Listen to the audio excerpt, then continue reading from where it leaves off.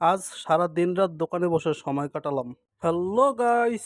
সকালে ভালো মতন ঘুমানোর পরেও তো এখনো প্রচন্ড ঘুম পাইতাছে। তো সেই কারণে এখন একটা কফি খাওয়া দরকার। সকালবেলা প্রচন্ড খিদা লাগছে, তো সেই কারণে বড় মায়া এখন একটু কলা আর মুড়ি মেখে দিল। তো এখন এই কলা আর মুড়ি খাবো।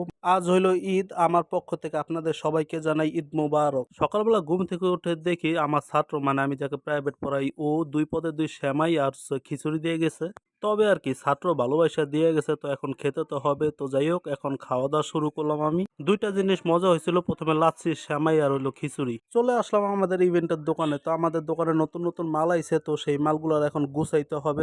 আমার হাতে হচ্ছিল মোমবাতি লাইট, তো এইগুলো হচ্ছিল আমি লাইটের কানেক্ট করতেছি আর হচ্ছিল দোকানে বসে হাসাহাসি করতেছি। ২ দিন পর আমাদের বালুর মাঠে নাইট টুর্নামেন্ট, তো আমাকে এখানে জার্সি দিছে। এই জার্সিটা খুব সুন্দর, কিন্তু এখন খেলাটা সুন্দর হতে হবে। এখন বাজে রাত ১০টা, তো আমি এখন দোকানে বইসা লাইট গুলোর সেট আপ দিতেছি আবার নতুন করে।